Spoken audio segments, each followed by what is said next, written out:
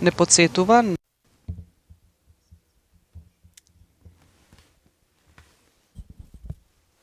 еден од најсветлите моменти во историјата, кога нациите на Европа ја слават победата над насилството, со што се става крај на еден темен период од историјата. Денот на Европа е и прослава на единството и солидарноста меѓу земјите кои го искусија хоророт на војната. Оваа прослава ги потсетува луѓето на значењето на заедништвото, толеранцијата и различностите кои ги споделуваат.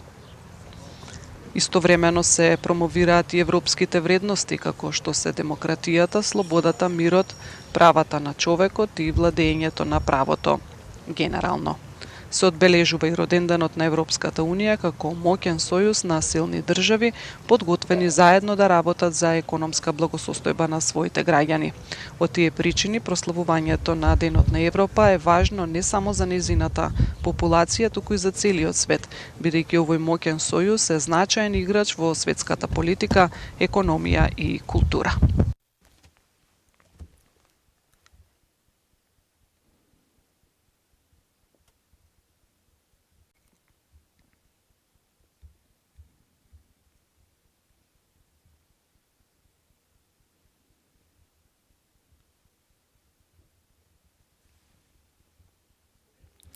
Fitore ndaj fashizmit festohet me 9 maj, që të shënohet dita ku në vitin 1945, kur Gjermania naciste nënshkroi kapitulimin në luftën e dytë botërore. Një gjysmë dekade më vonë, Dita e Evropës është themeluar si një ditë për kujtimit të deklaratës së ministrit francez për punët e jashtme Robert Schuman nga viti 1950, që konsiderohet si hapi i parë zyrtar në themelimin e Bashkimit Evropian. Deklarata ishte propozim deri tek armiqtë e mëhershëm, Franca dhe Gjermania, që të themelojnë një organizat për menaxhim të përbashkët me industrinë e tyre për thëngjell dhe qelik, që asnjëherë më të mos ketë luftë në Evropë. Propozimi çoi deri tek krijimin e Bashkisë Evropiane për thëngjell dhe qelik në vitin 1951, si paraardhës si Bashkisë Ekonomike Evropiane ose Bashkimin Evropian të sotëm.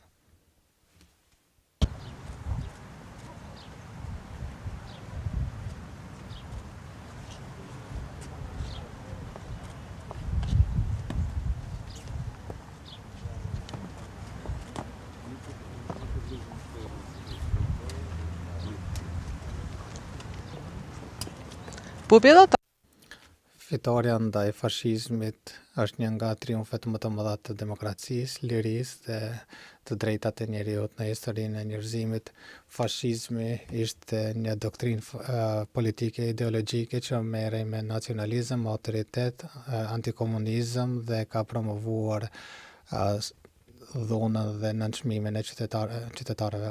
Lufta e dytë botërore, që filloi nga viti 1939 deri në vitin 1945, ishte rezultat i qëllimeve nacionaliste dhe fashiste të regjimit gjerman, Adolf Hitlerit dhe alatëve të tij. Kjo luftë ishte konflikti më i madh dhe më shkatrues në historinë e njerëzimit, me më shumë se 50 milion viktima. Fitoria ndaj fashizmit dhe fundi i luftës së dytë botërore shënoi një moment të kthimit të historisë botërore, sepse rritet vetdia për lirinë, demokracinë dhe të drejtat e njeriut. Tani, shumica e vendeve kanë ligje dhe institucione për mbrojtjen e të drejtat e qytetarëve, qeveri të zgjedhura në mënyrë demokratike që dëshmon se demokracia dhe liria mund që të fitojnë.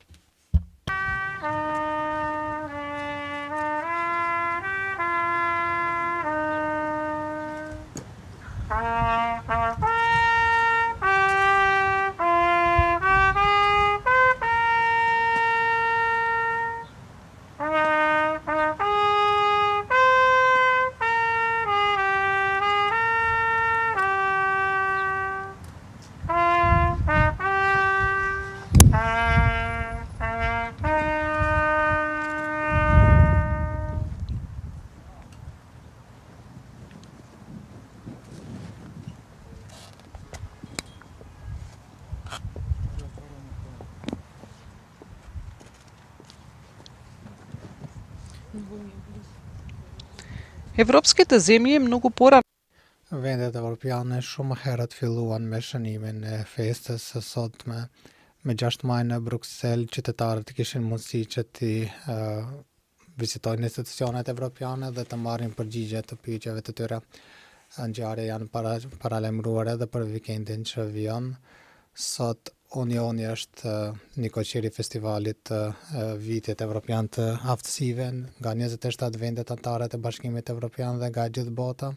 Institucionet evropiane së bashku me partnerët e tyre do të kremtojnë ditën e Evropës përmes aktivitete kulturore, zbavitëse, përfaqësuesit e Komisionit Evropian në bashkëpunim të ngushtë me zyrat për lidhje të Parlamentit Evropian, qendrat rajonale dhe partnerët rajonal planifikojnë aktivitete të ndryshme për shënimin e ditës, kuize, festivale, ngjarje sportive, evenimente kulturore, debate për promovim dhe fushat në rrjetet sociale. Во овој момент еве цвеќе положува и Në këtë moment edhe ambasadori David Gir po i lëshon lulet e tyre. Ai të mbajë edhe një fjalim më pastaj të cilën do ta ndjekim në vazhdim të këtij transmetimi të drejtë për drejtë.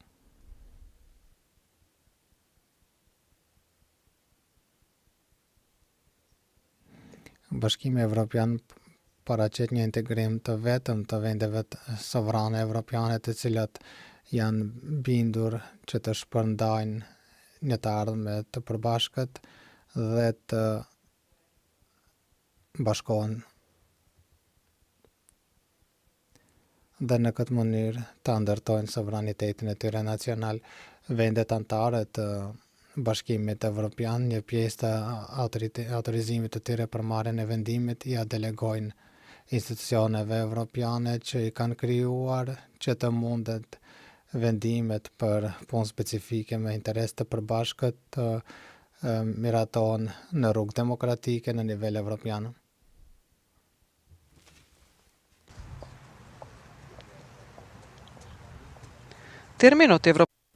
Termi Bashkimi Evropian në përdorim zyrtar është vendosur me marrëveshjen për Bashkimin Evropian në vitin 1993, me të cilën u zëvendësuan 3 termet ligjore të shteteve të Bashkimit të Evropës Perëndimore, Bashkisë Evropiane për Thëngjell dhe Qelik, Bashkisë Evropiane për energji atomike dhe Bashkia Evropiane për ekonomi.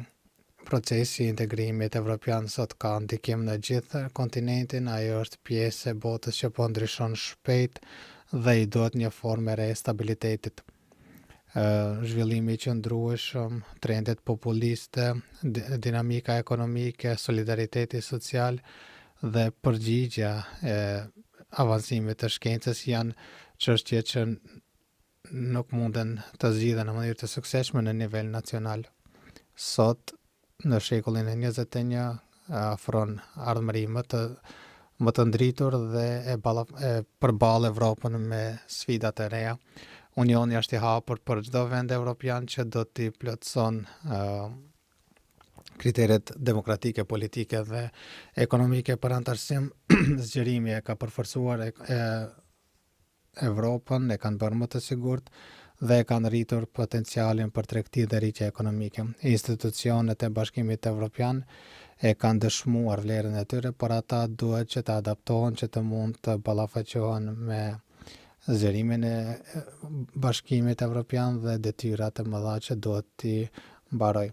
Çdo ndryshim i sistemit të tanishëm duhet të sigurojë pluralitet dhe respektim të dallimeve që janë vlera më e çmuar e popujve evropian. Reformat duhet të fokusohen edhe në procesin e vendimit. Bashkimi Evropian ka 27 anëtarë dhe rreth 450 milion qytetarë.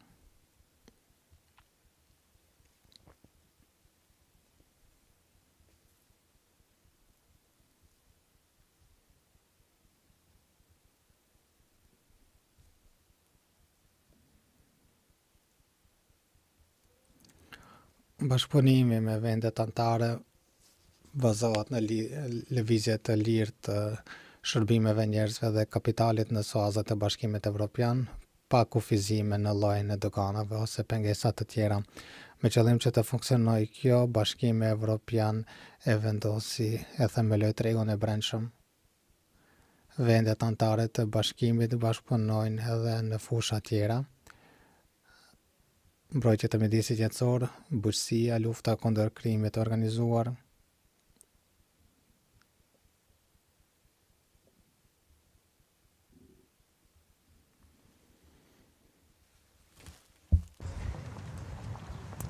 Schengen sоработката исто Bashkëpunimi i Schengenit quhet edhe bashkimi i pasaportit të BE-s, që do thotë se vendet që marrin pjesë në të nuk kanë kontroll të pasaportave kur kalohet kufirin në fushën e Schengenit. Qytetarët të një vendit Schengenit nuk kanë nevojë të kenë pasaport për udhëtim në vende tjera të Schengenit. Mjafton që të kenë një letër njoftimi nacional. Dispozitat e Schengenit parashikojnë bashkëpunim të afërt dhe koordinim mes autoriteteve kufitare dhe doganore, autoritetet për dhënien e vizave, gjykatat dhe policijat e vendit anëtare. Një nga instrumentet kryesore për këtë bashkëpunim është Schengen Information Sistemi, që përfshin një bazë të gjerë të dhënave që ju mundson këtyre autoriteteve të shkëmbejnë informata në gjithë hapësirën e Schengenit.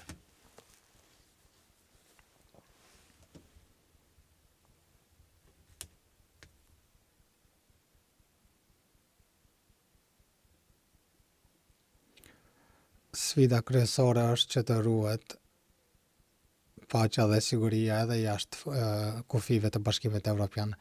Që të ballafaqohet me këtë sfidë, Bashkimi Evropian zhvillon një politikë të përbashkët të jashtëm dhe të sigurisë që mund që të ndikojë si bashkëpunim, mirëkuptim në suaza botërore. Rreth gjysma e vendeve anëtare të Bashkimit Evropian marrin pjesë në Unionin Evropian Monetar. Në këto vende shfrytëzohet valuta e përbashkët e euro. Vende tjera anëtare ose nuk marrin pjesë ose nuk i plotësojnë kushtet për hyrje në Unionin Monetar.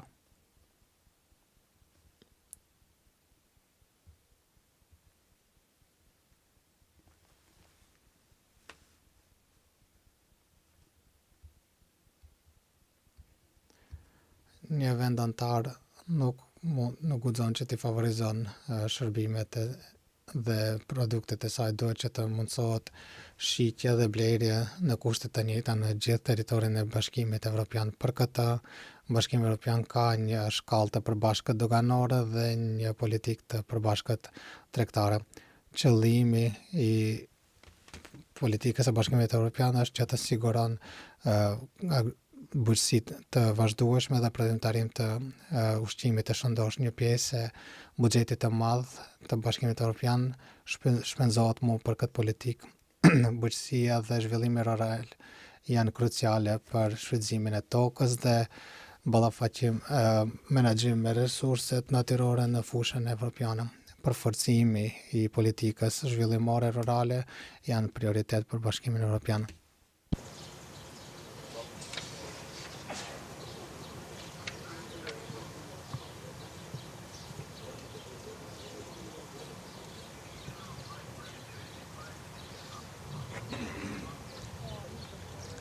Европската унија има Bashkimi Evropian ka rregulla të përbashkëta për mbrojtjen e mjedisit jetësor, mbrojtjen e shëndetit të njerëzve dhe shfrytëzimin e drejtë të pasurive natyrore. Anëtarët bashkëpunojnë në fushën kundër krimit të organizuar. I nderuar zëvendës kryeministër i Qeverisë së Republikës së Maqedonisë së Veriut për çështje evropiane Bojan Maričić, i nderuar zëvendës kryetari i Asociacionit të Luftëtarëve të Maqedonisë së Veriut Nam Gurovski, i nderuar ambasadori i Bashkimit Evropian në Republikën e Maqedonisë së Veriut David Gir, i nderuar zëvendës ambasador i Ambasadës së Shteteve të Bashkuara të Amerikës Eric Maher, të nderuar ministra në Qeverinë e Republikës së Maqedonisë së Veriut, të nderuar përfaqësues të Asociacionit të Luftëtarëve, i nderuar korp diplomatik, të nderuar anëtar të qeverisë, të nderuar anëtar të parlamentit, koordinues të grupeve të deputetëve, të nderuar përfaqësues të armatës së Maqedonisë së Veriut, të nderuar përfaqësues të organizatave qytetare, të nderuar përfaqësues të mediave, të nderuar qytetarë, zonja dhe zotrinj. Mirë se vini në evenimentin solemn për 9 majin, ditën e fitores ndaj fashizmit dhe ditës së Evropës. Dy ngjarje historike, dy ngjarje të mëdha të cilat janë në qenjen e Maqedonisë së Veriut, dy vlera që qytetarët e vendit ton së bashku me popujt e shteteve tona aleate dhe partnere në NATO dhe BE i kremtojmë si vlera të përbashkëta. Programi do të fillojë me intonimin e himnave të Maqedonisë së Veriut dhe himnës së Bashkimit Evropian nga orkestri i Armatës së Republikës së Maqedonisë së Veriut.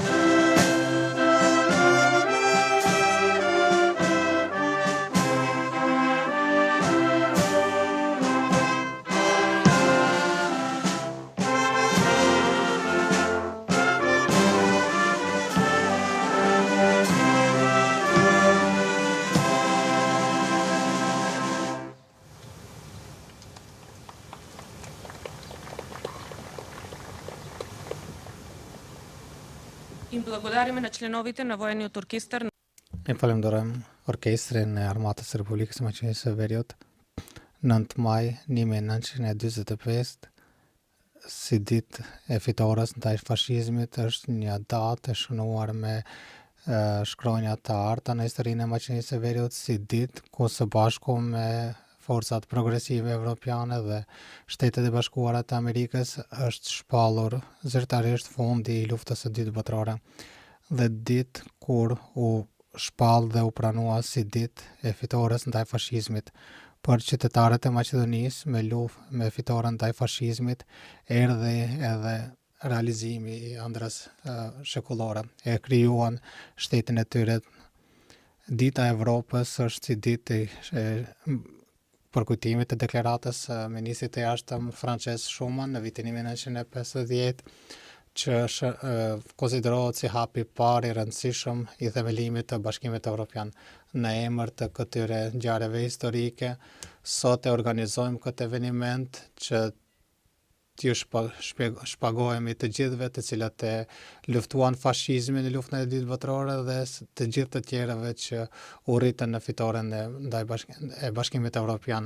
Tani vijon pjesë e programit ku do t'ju flasin zëvendës kryetari i Asociacionit të Luftëtarëve në Umburevski, ambasadori i Bashkimit Evropian David Gir, zëvendës kryeministri për çështje evropiane Bojan Maričić dhe zëvendës ambasadori i ambasadës së Shteteve të Bashkuara të Amerikës Erik Mayer. Eftoj në fillim t'ju flet nën kryetari i Asociacionit të Luftëtarëve në Umburevski, urdhroni.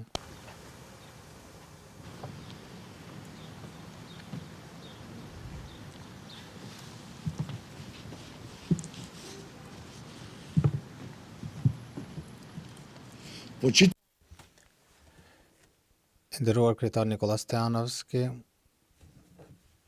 kryetari i Asociacionit të Luftëtarëve, të nderuar antar të luftës,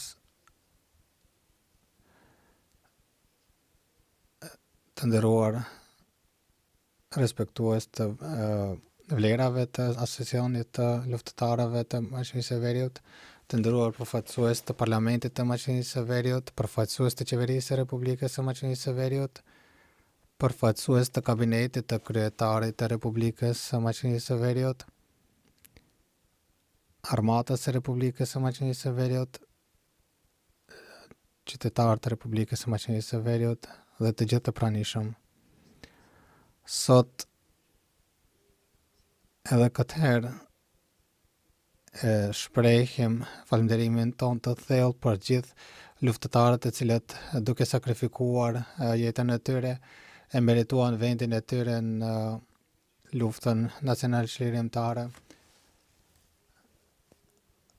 Ndarja e Maqedonisë në vitin 1945 dhe terrorin e fashizmit italian dhe bullgar në bashkëpunim me shërbimet e tyre Maqedonas krijoi edhe në ndarje dhe një denacionalizim dhe problematik të popullit të Maqedonisë. Prandaj, luftëtarët e Maqedonisë të luftës antifashiste u bashkuan kundër dëmit më të madh që ishte fashizmi dhe këtu e gjetën mundësinë e vetme që të kenë lirinë e Bashkimit Evropian.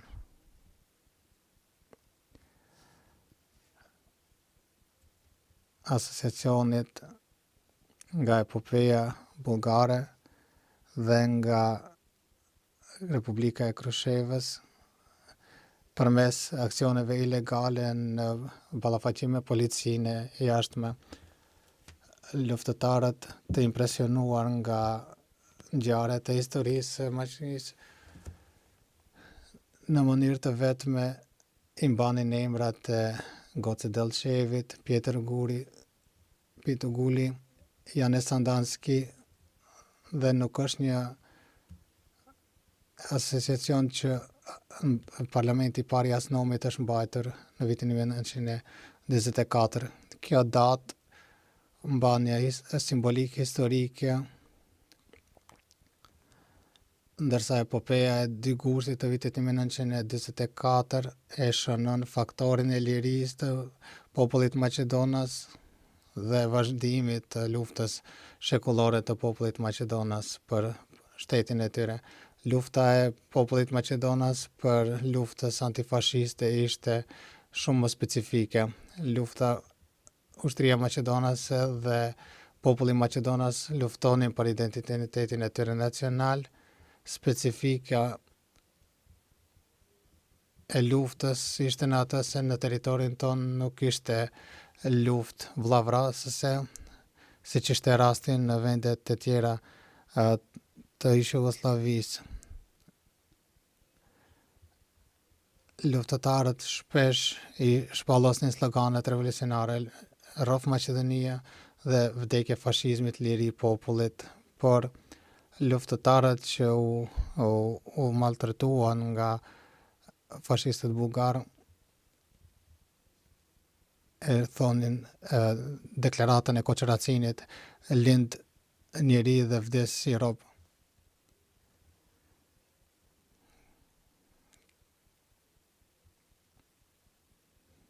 Kështu në një luftë të përgjakshme arritëm deri në një luftë në armatë prej 36 brigadave dhe 2 divizioneve që vetëm e përforconte vendin ton. Prandaj qytetarët e shtetit ton do të konstatojnë po lirinë ton nuk ja kemi borxh askujt.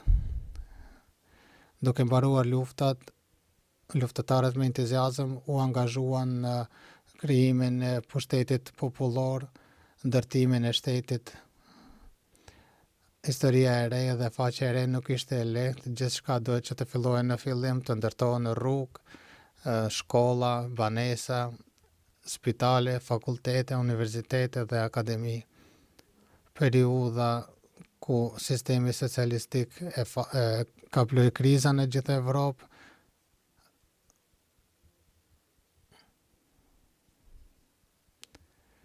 kështu filloi edhe rënja e njësisë atëhershëm të popujve të Jugosllavisë. Në këtë periudhë, luftëtarët vazhdimisht kërkuan që të ndaloj lufta e pakuptimt. Ata i jepnin përkrahjen për rrugës së drejtë të Republikës së Veriut.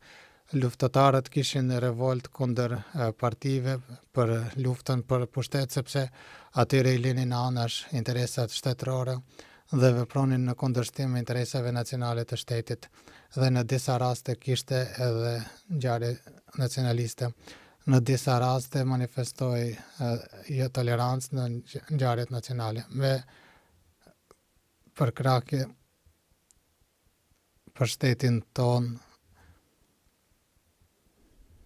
lufta e shumë vjeçare luftëtarëve u realizua, bëm shtetin e tyre dhe ne, pavarësisht nga përkatësitë nacionale, religjioze dhe partijake, të mbrojmë paqen, të luftojmë kundër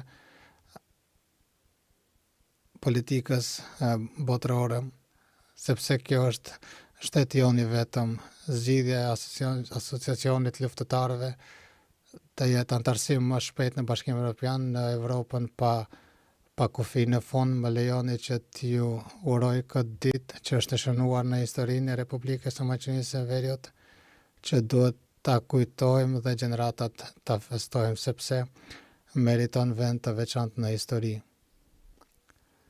Dua edhe një herë që t'ju uroj këtë fest rroft Republika e Maqedonisë së Veriut dhe vdekje fashizmit. Faleminderit. Ви благодарам, господине Бурески. Faleminderit. Dua që ta përshëndet kryetarin e asociacionit të luftëtarëve, zotrin Nikola Stojanovski, dhe paralajmëroj se fjalim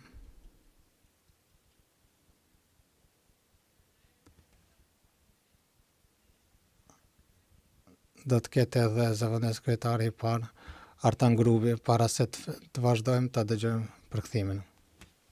President of the Union of Veterans, Nikola Stojanovski, distinguished followers and participants in the anti-fascist war of the Republic of North Macedonia, distinguished excellencies, representatives of the Assembly of the Government, of the Office of the President, distinguished representatives of the Army, distinguished citizens of the Republic of North Macedonia.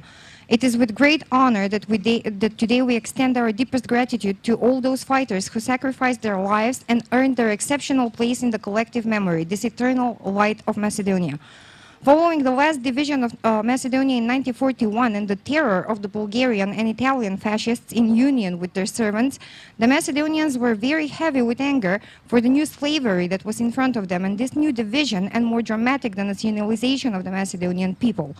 That is why the fighters in Macedonia in the anti-fascist struggle with their freedom-loving humanity joined forces against the greatest evil, fascism, and that is where they saw their only chance to win the victory for our people.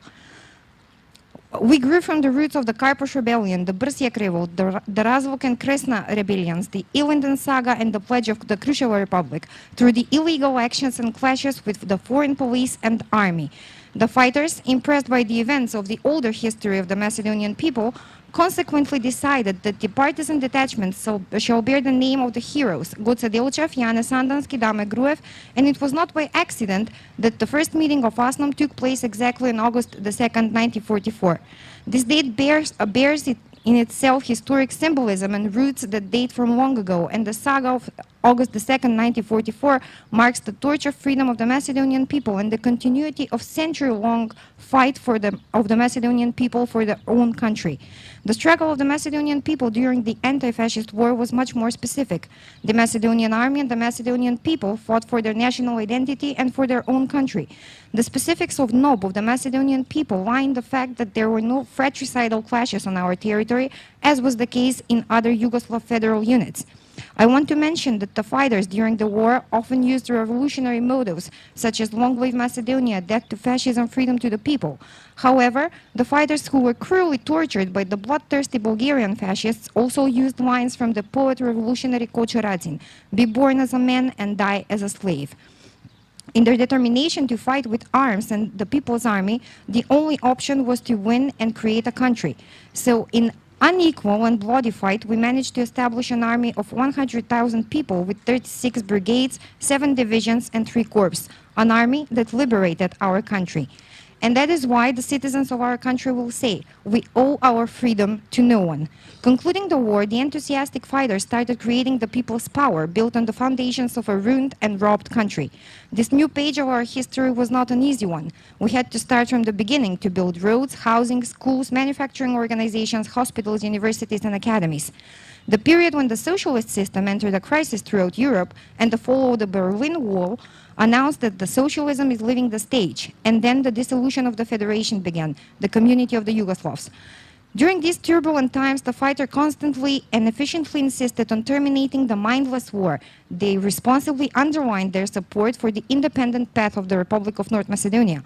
The fighters expressed their revolt against party zest in their fight for power because they neglected the state interests, acted against the country's national interest, and in certain cases there were examples of national excesses. Furthermore, certain cases manifested intolerance in inter-community relations. The fighters and their supporters were especially pleased to give their support to our country on its path toward international legitimacy. The centuries-long dream of the fighters was fulfilled. They created their own country, while we, the younger generations, no matter our party, national or religious background, vowed to preserve it, to preserve the peace and to develop unity, to equally fight against subversive appetites of today's world global politics. Because this is our only country. The option of the Union of Veterans is to join the EU, that is, Europe without borders, as soon as possible. In the very end, please allow me to extend my congratulations on this historic holiday, the Victory Day over fascism, a day that has a significant place in Macedonian history. Long live the Republic of Macedonia, death to fascism. Vazhdojmë me fjalimin e zëvendës ambasadorit të Shteteve të Bashkuara të Amerikës, zotërit Erit Maher.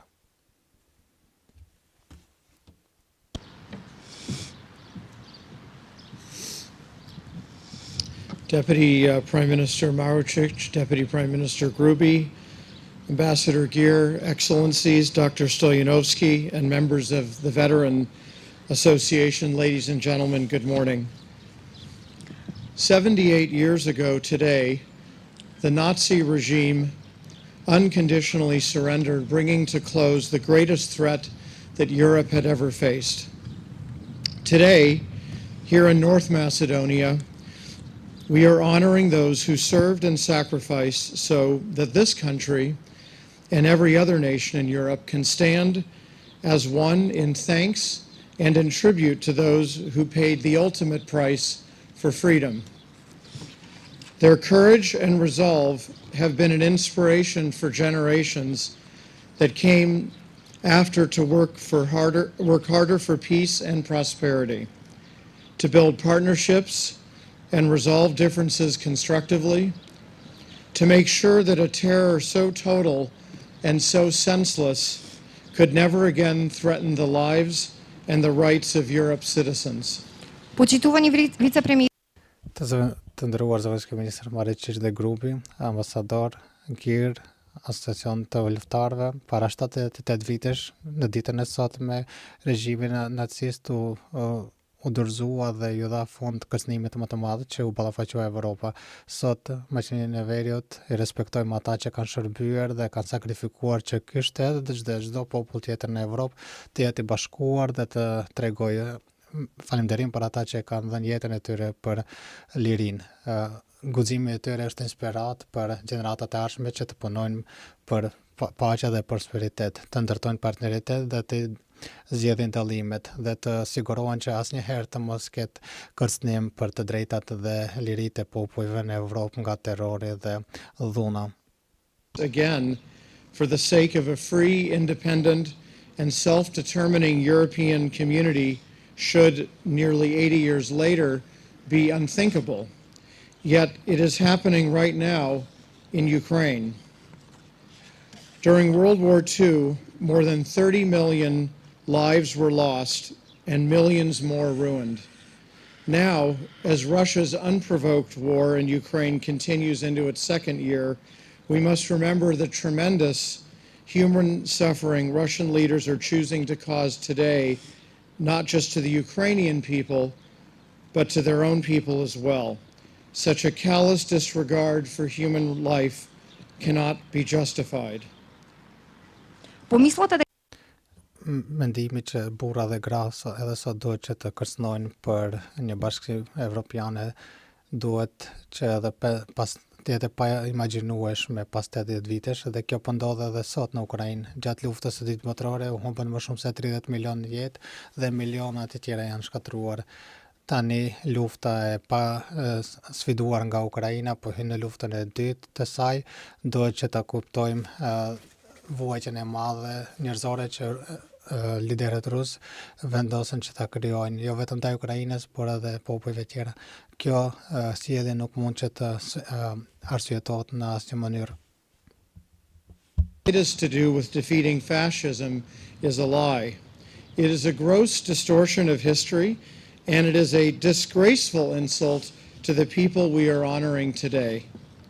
Unfortunately, Russian leadership chooses to continue on this misguided, illegal, and destructive path.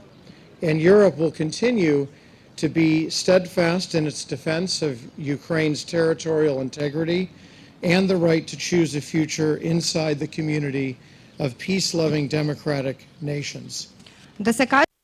Që të thuhet se ajo që Rusia e bën sot në Ukrainë është e lidhur me rënien e fashizmit, është një gënjeshtër. Kjo është një shtrembrim i historisë dhe mos respektimi njerëzve.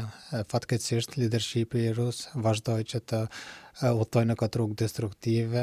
Evropa do të vazhdojë të jetë sigurt në mbrojtjen e saj, të territoritetit të Ukrainës dhe integritetit dhe vendimin e saj që të jetë pjesë e bashkësisë së popujve paqdashëse.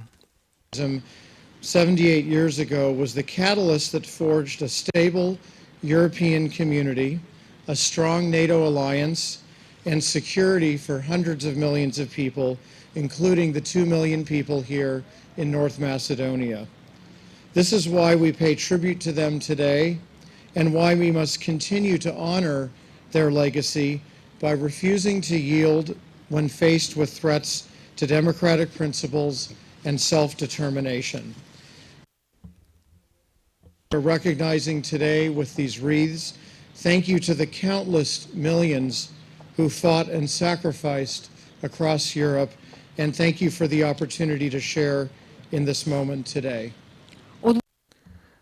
Vendoshmëria atyre që luftuan dhe mposhtën fashizmin para 78 vitesh ishte katalizatori që krijoi një bashkim evropian stabil, aleancë të fuqishme dhe siguri për qindra miliona njerëz, duke i përfshirë edhe 2 milion njerëz në Maqedoninë të Veriut. Prandaj sot i respektojmë ata dhe duhet vazhdojmë që ta respektojmë vendimin e tyre duke refuzuar që të nënçmohemi kur do të ballafaqohemi me kërcënime ndaj demokracisë.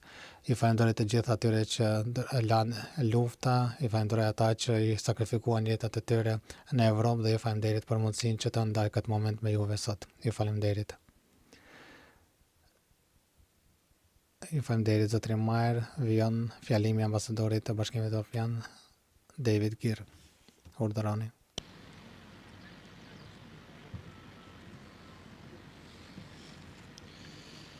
Почитувани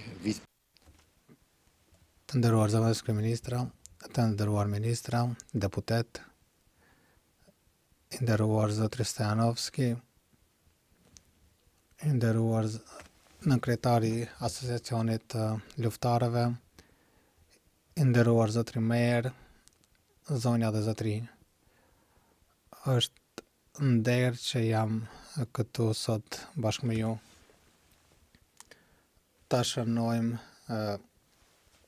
lindjen dhe realizimin e vizionit për një Evropë të bashkuar, prosperitare, që ti kujtojmë mësime që i kemi marrë nga konfliktet e këtij kontinenti dhe posaçërisht sot ndaj luftës ruse në Ukrainë dhe duke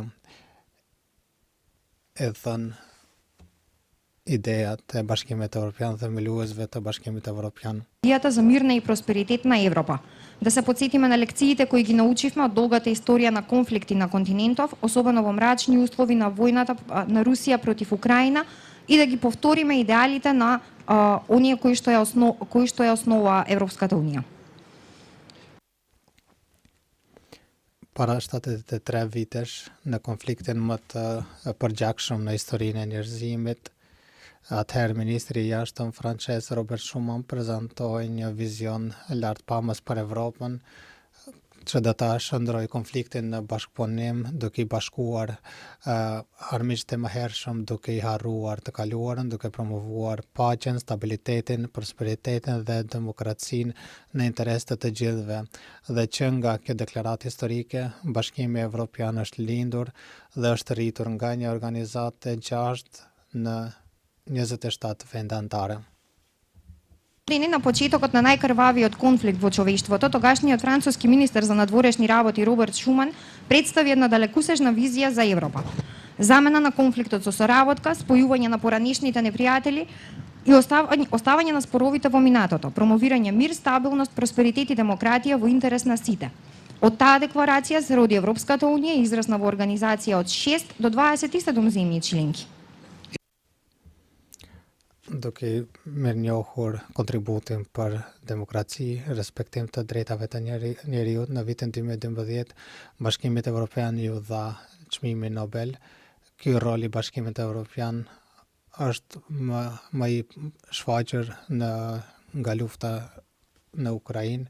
Bashkimi Evropian dhe partnerët janë përgjigjur me përkushtim dhe unitet, sepse kjo është gjëja e drejtë për të bërë, sepse e dim se Rusia po i sfidon parimet në të cilat Bashkimi Evropian dhe rregulli ndërkombëtar janë të bazuar. Maqedonia e Veriut gjithashtu ka treguar leadership dhe përkrahje për Ukrainën. E falenderojmë guximin dhe përkushtimin e popullit të Ukrainës dhe shfaqim respekt për burrat dhe gratë që e dhanë jetën e tyre për të mposhtur fashizmin në luftën e luftës dytë botërore. За низиниот придонес кон мирот, помирувањето, демократијата и човековите права. Ова улога на ЕУ денес е уште побитна додека се одвива војната на Русија против Украина. ЕУ и нејзините истомисленици одговорија на агресијата со неверојатна решеност и единство, зашто знаеме дека Русија ги преиспитува начелата на кои е основана ЕУ како и меѓународниот поредок.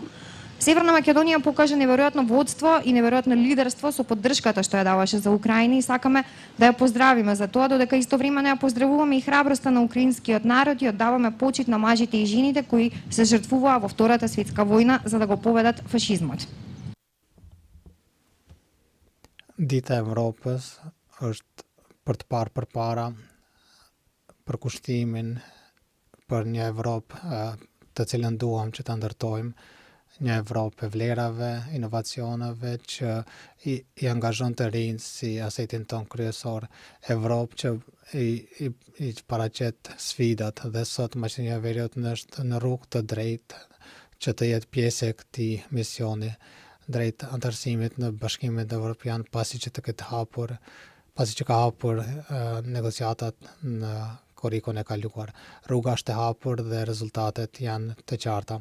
Dita Каква ЕУ сакаме? Европа на вредности, иновации, Европа која што ги вклучува младите луѓе, која што е конкурентна и отпорна. Денешна Северна Македонија на добар пат да биде дел од оваа визија со членство во ЕУ, откако ги отвори пристапните преговори минатиот јули. Патот е отворен, а задачите се јасни. Jam I bindur se me vizion bashkim Maqedonia e Veriut do të mundet që ta merr vendin e saj në të vendit antar të Bashkimit Evropian. Ne duam që ju të jeni pjesë e jona. Viziona jonë është një ardhme e përbashkët, gëzuar ditën e Evropës.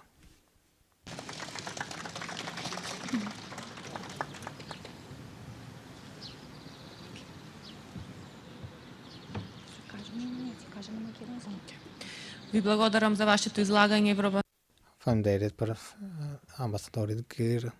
E ftoj që t'ju flet zëvendës kryetari I qeverisë për çështje evropiane, zotëri Bojan Majit që urdhroni.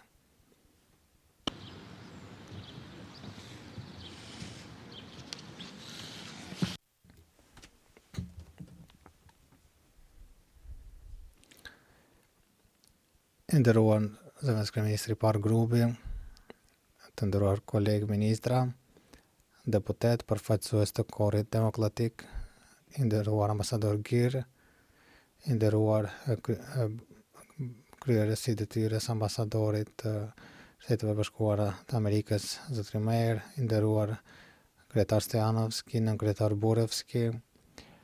Më lejoni që në fillim t'ju përshëndes me një mesazh për bashkim në vlerat kryesore si parakushti vetëm për të ardhmen dhe t'u uroj ditën e fitores ndaj fashizmit dhe ditës e Evropës.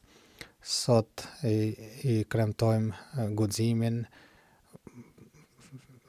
fjalën, bashkimin dhe stabilitetin, duke e shënuar këtë ditë me krenari kujtojmë luftës tonë antifashiste, historisë tonë antifashiste si një nga vlerat kryesore në të cilën bazohet Maqedonia e Veriut moderne.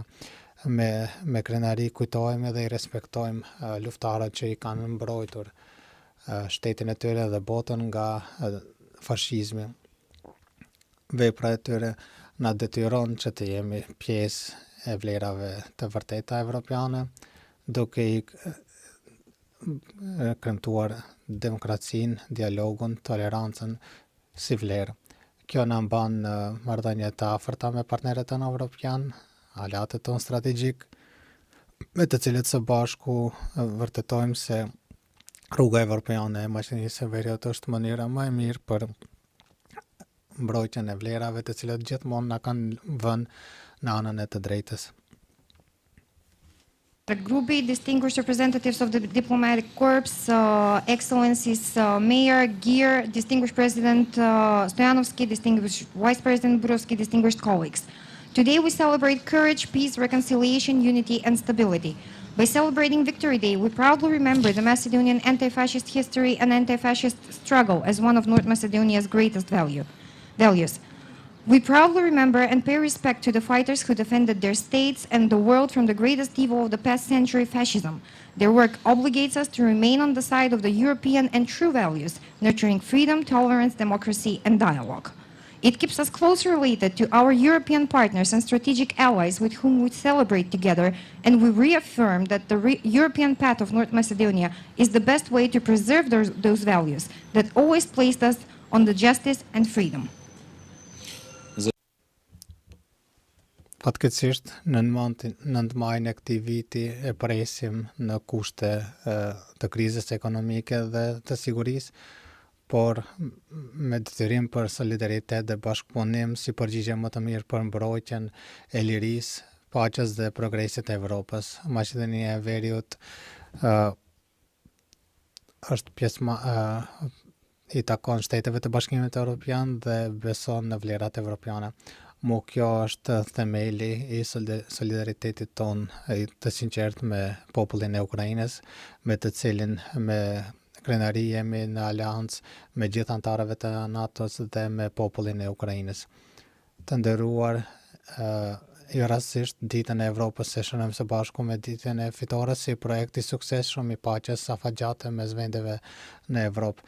Historia na kujton se projekti evropian është shënuar në kushte të vështira. Pas shkatërimit që shkaktoi lufta në Evropë, falë themeluesve që janë të bindur që bashkëpunimi është më I mirë se konflikti, se kompromiset janë fuqi dhe jo dhe se pajtimi është investim në të ardhmen. Of security and economic crisis that necessitates solidarity, unity and cooperation as the best response to reinforcing and protecting freedom, peace and progress of Europe. We believe in the European Union, we believe in its values, and that is why we stand in solidarity with Ukraine. It is not by accident that we celebrate Europe Day together with Victory Day, as this is a successful project of long-term peace among Europe's countries. History reminds us that the European project is created in difficult circumstances after the devastation left by the war in Europe, thanks to the founders who believed that cooperation is better than conflict, that compromise is advantage and not weakness, and that reconciliation is an investment for the future. Kjo është ajo që sot, pas më shumë se 7 dekadave na duhet edhe neve. Solidaritet dhe guxim që ta shtrijmë dorën për tema dhe çështje që janë të rëndësishme për qytetarët, siç janë paqja, stabilitetit, demokracia, zhvillimi social dhe ekonomik. Këtë vit e shënojmë ditën e Evropës si vend që negocion për anëtarësim në Bashkimin Evropian. Kemi një bazë të mirë dhe të drejtë që të jemi të motivuar që të vazhdojmë më tej edhe me tejkalimin e sfidave në këtë proces, të japim një mundësi që fokusi dhe vizioni I vitit 2030 të jemi vendantar I Bashkimit Evropian që të jetë edhe realitet. Për integrimin në Bashkimin Evropian nuk flasim vetëm ne politikanët ose institucionet. Kjo është një diçka që qytetarët e Maqedonisë mund që ta ndjejnë dhe ta shohin përmes projekteve evropiane. Sukseset e deri tanishme tregojnë se vendi jonë është në rrugën e drejtë, në rrugën e reformave demokratike, stabilitetit ekonomik dhe të ardhmës evropiane. Këtë e kërkojnë qytetarët: reforma, fonde evropiane dhe mundësi dhe kvalitet më të mirë të jetës, dhe kjo rrihet më shpejt përmes procesit të negociatave dhe përmes antarësimit në Bashkimin Evropian. After more than 7 decades, this is what we need, with leadership and courage, to join hands on topics and issues that are of importance to the citizens, issues such as peace, stability, democracy, social and economic development. This year we mark Europe Day as a country that negotiates with the EU, and we have a good reason and right to feel motivated to continue further, and by overcoming challenges, to give the chance for becoming a member of the EU by 2030, and for this dream to become a reality. Politicians and administration are no longer the only ones who speak of EU integration. It is something that the Macedonian citizens can feel and see through our European projects. The success so far clearly shows that our country is on the right path, on the path of democratic values, economic stability and European future. This is what the citizens are asking for: reforms, values, European funds and better quality of life. And this will be achieved better and faster through the process of negotiations and EU membership. Në fund, duhet të them se detyra jonë është që të qëndrojmë në këtë rrugë, ta realizojmë idenë e paraardhësve tanë dhe ta transmetojmë tek pasardhësit, të krijojmë, të avancojmë dhe të pranojmë standarde evropiane dhe të jetojmë vlerat evropiane. Evropa takon në rajonin tonë dhe rajoni jonë I takon Evropës. Edhe një herë gëzuar ditën e fitores ndaj fashizmit të Evropës dhe rroft për jetë 9 maj. It is up to us to remain on that path, to fulfill the idea of our ancestors and to convey it to our offspring, to create, to advance, to accept the European standards and to live the European values. Europe belongs to the region and the region belongs to Europe. Once again, I congratulate to all of us the day of victory over fascism and Europe Day. Thank you. Faleminderit zëvendësë ministër Majit. Tani e ftoj që t'ju flet zëvendësë ministrin e partë të qeverisë së Republikës së Maqedonisë së Veriut, zotëria Artan Grubi. Urdhëroni.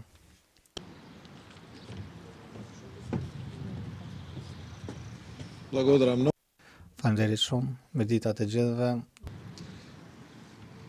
Poštovani Nderuar kryetar, nënkryetar, veteran, nderuar nënkryetari I parlamentit, nderuar Nikoqir, nënkryetari I qeverisë, të nderuar nën kryetar, Vitiqi, Gërkovska, ministra, deputet, ambasador, të dashur Erik dhe Geri, do të flas shumë shkurt për guximin dhe pajtimin. Kontinenti jon gjatë historisë së saj ka pasur ditë të treta të periudhës së saj në kushte lufte. Vetëm në një të tretën e historisë të kontinentit evropian ka qenë paqja. Dhe paqja ka ardhur kur njerëzit janë bashkuar me guxim dhe kanë marrë vendime të guximshme që të pajtohen. Për pajtim në albanski, në makedonski. Edhe në shqip, edhe në maqedonisht. Duhet lider të guximshëm të gjithë shteteve tona në këtë kontinent që të qëndrojnë ndaj fashizmit, agresionit, luftës dhe pastaj u dash që të ketë pajtim që të bashkohen dhe të krijojnë projektin më të madh evropian në historinë e kontinentit. Në vitin 1991 duhej lider të guximshëm të shtetit tonë që ta shpallin pavarësinë dhe pastaj të pajtohen mes bashkive etnike që të vazhdojnë më tej. Në vitin 2001 u dasht burra dhe gra të guximshëm që të ndërshkruajnë në marrëveshje të paqes, marrëveshjen Kornisë të Ohrit dhe pastaj të pajtohemi mes nesh dhe të vazhdojmë përpara dhe të marrim statusin e kandidatit për Bashkimin Evropian. E njëjta ka ndodhur edhe me marrëveshjen e Prespës. U dasht lider të guximshëm dhe qytetar të guximshëm që të pajtohen me fëmijët tanë, që ta nënshkruajmë marrëveshjen e Prespës, ta ndryshojmë kushtetutën dhe të bëhemi antare e NATO-s në këto kushte shumë turbulente të kontinentit tonë.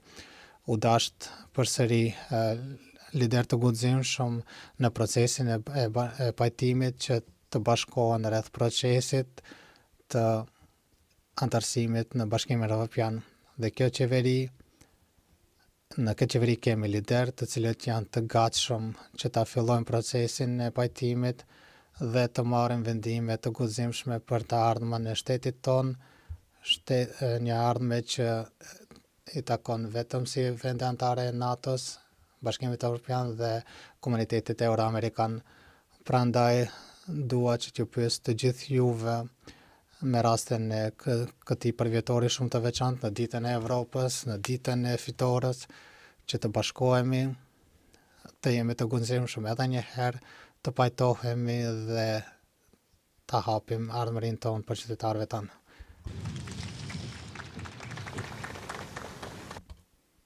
Добар ден на сите, почитувани ветерани, почитувани заменици председатели на владата, почитувани колеги, почитувани представници од собранието. Јас навистина би бил кус и денеска воглавно би сакал да зборувам за мирот, но и за помирувањето, затоа што на нашиот континент најчесто некои 2/3 од континентот постојано бил во војна, додека само 1/3 од него бил во мир.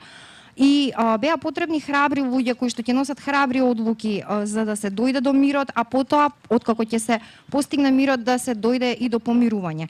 Во нашата земја, но и на нашиот континент секогаш сме имале храбри лидери кои што прво се бореле против фашизмот, го победиле, а потоа дошле до тоа да се помируваат внатрешно и меѓу себе.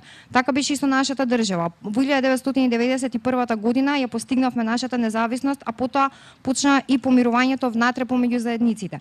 Во 2001 година, кога беше потпишан Охридскиот рамковен договор, повторно беа потребни храброст и храбри луѓе, храбри лидери и повторно следуваше помирување.